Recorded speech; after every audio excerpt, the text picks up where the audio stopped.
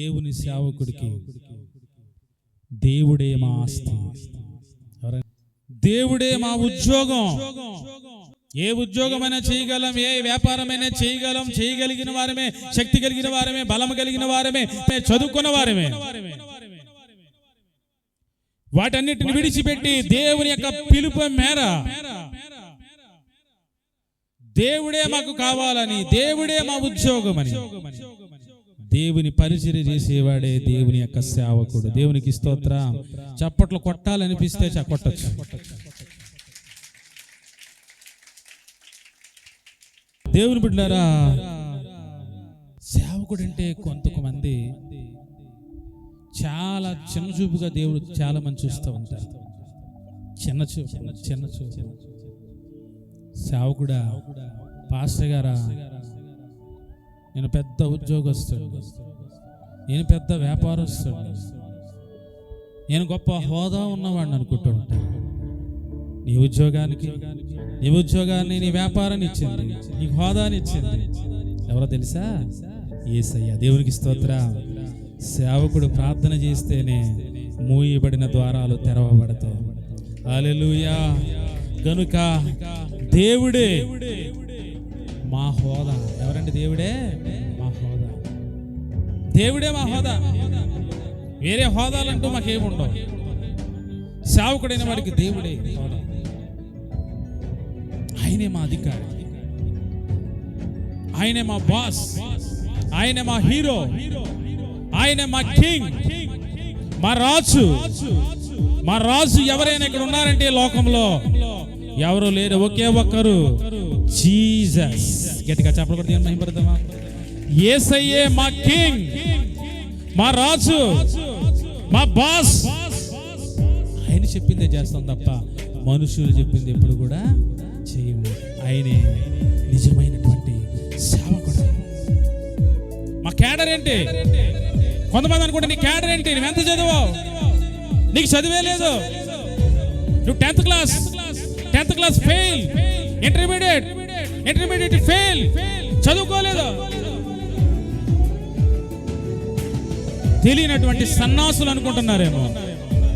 దేవుని ప్రేమను తెలియని వారు, దేవుని గురించి తెలియని వారు అనుకుంటున్నారేమో. మా క్యాడర్ ఏంటో తెలుసా? మా క్యాడర్ ఎవరో తెలుసా? దేవుడే మా క్యాడర్. గట్టిగా చెప్పలు కూడా దేవుని మహిమపడతామా? ఆయనే మా క్యాడర్. ఎందుకంటే ఆయన సువార్తను ప్రకటిస్తున్నాం, అనేక మంది దేవుని వారికి రప్పించడానికి మా యొక్క సాయి శక్తులు మేము ప్రయత్నిస్తున్నాం, ప్రార్థిస్తున్నాం. దేవుడే మా క్యాడర్, అంతే. ఆయనే మా బాస్, మై కింగ్, మై రాజు, మా రాజు. దేవునికి స్తోత్రం. హల్లెలూయా, హల్లెలూయా. దేవుని బిడ్డలారా, ఆఖరికి ఒక మాట చెప్తా. దేవుని సేవకుడు ఉద్యోగస్తుడికి ఒక భరోసా ఉంటుంది. ఉద్యోగస్తుడు భార్యకు ఒక భరోసా ఉంటుంది, పిల్లలకు ఒక భరోసా ఉంటుంది. మా నాన్న ఉద్యోగస్తుడు, మా నాన్న వ్యాపారస్తుడు, మా నాన్న వ్యాపారం చేస్తాడు, మా నాన్న ఉద్యోగం చేస్తాడు.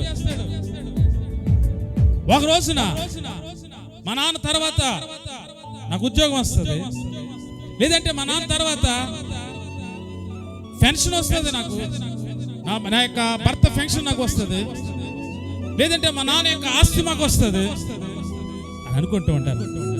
నిజమే. మా భరోసా ఏంటి మరి? దేవుని సేవకుడు భరోసా ఏంటి? దేవుని సేవకుడు నిద్రిస్తే ఏంటి పరిస్థితి? కుటుంబ పరిస్థితి ఏంటి? సంఘ పరిస్థితి ఏంటి? భరోసా ఏంటి?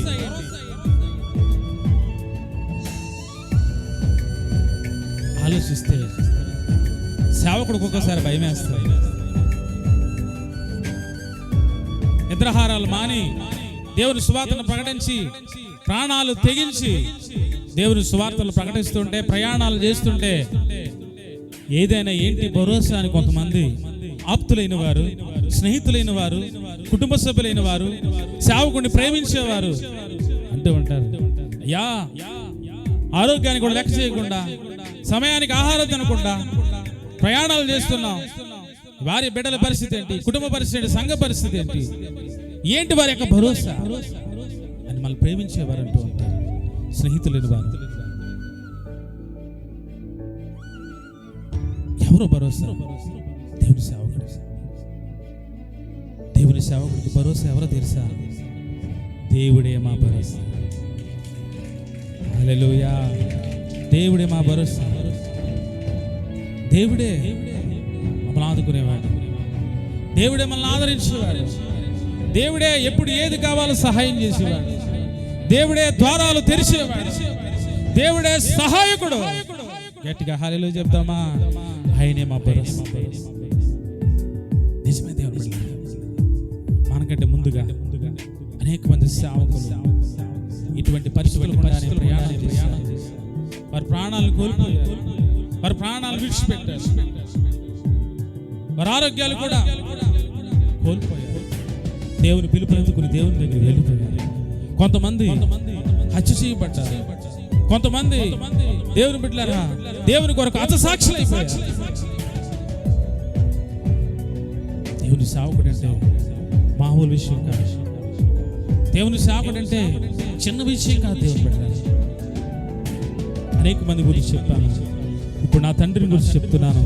మీ ఆత్మీయ తండ్రి, మీ ఆత్మీయ తండ్రి ఉద్యోగాన్ని విడిచిపెట్టి టెలిఫోన్ సీనియర్ సెక్షన్ సూపర్వైజర్ అయినప్పటికీ దేవుని సేవ కోసం ఇక్కడ దేవుని యొక్క సన్నిధి నిలబడడానికి, అనేక మంది మీరు ఈ రీతిగా ఇక్కడ నిలబడడానికి, కూర్చుండడానికి, దేవుని ఆరాధించడానికి, ఆయన సాక్షులుగా ఉండడానికి, ఒక సేవకునిగా నన్ను తయారు చేయడానికి రేసి శేషులు రెవరెండ్ డాక్టర్ పిట్టా మోజెస్సయ్య గారు, నా తండ్రి గారు, మా తండ్రి గారు, మీ అందరి యొక్క ఆత్మీయ తండ్రి రేయనక పగలనక దేవుని స్వార్థను ప్రకటించి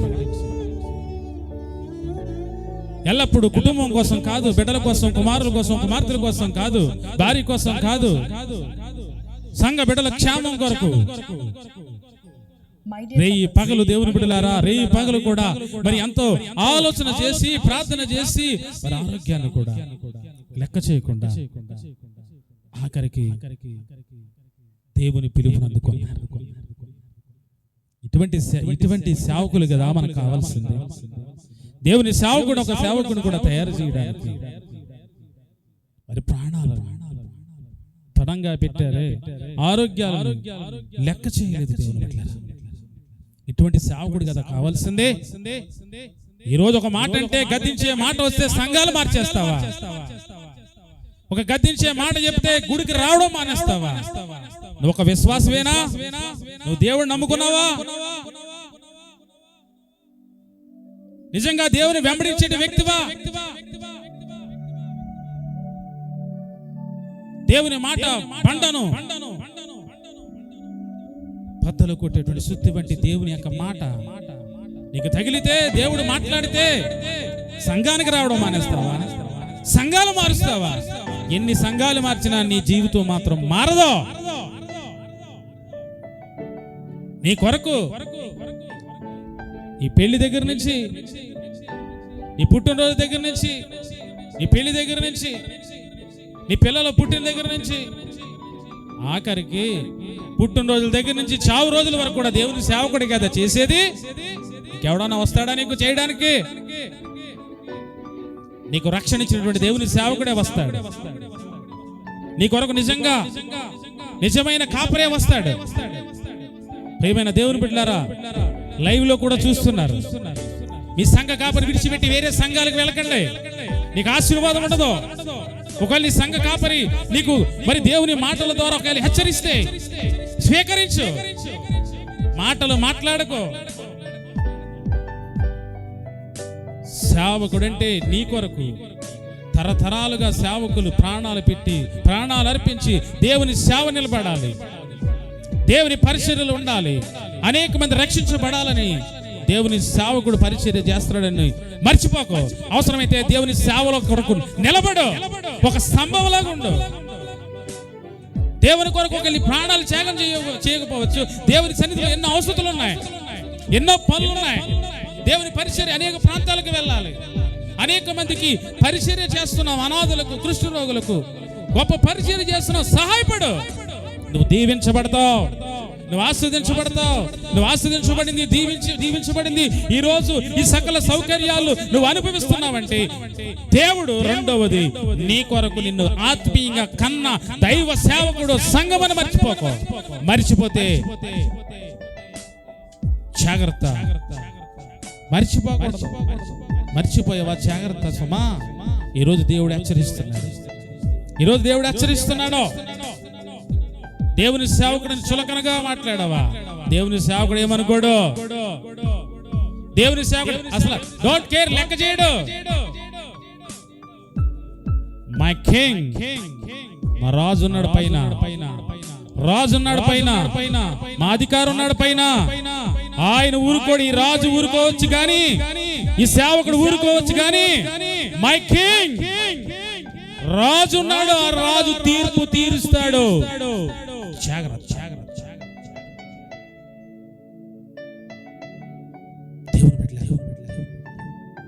దేవుని సేవకుడు మందను కాచేటువంటి కాపరి అని గుర్తెరగాలి. హల్లెలూయా, హల్లెలూయా. ఎంతవరకు ఈ ప్రపంచవ్యాప్తంగా దేవుని స్వార్థను ప్రకటించి హతసాక్షులు అయిపోయినటువంటి, ప్రాణాలు త్యాగం చేసినటువంటి వారందరికీ కూడా ఒకసారి గట్టిగా చప్పట్లు కొడదామా? ఆఖరికి మన దేవుని సేవకుడు కూడా మన కొరకు ప్రాణాలు అర్పించిన దేవుని సేవకులకి అందరూ గట్టిగా చప్పట్లు కొడదాం ఒకసారి. హల్లెలూయా, హల్లెలూయా, హల్లెలూయా.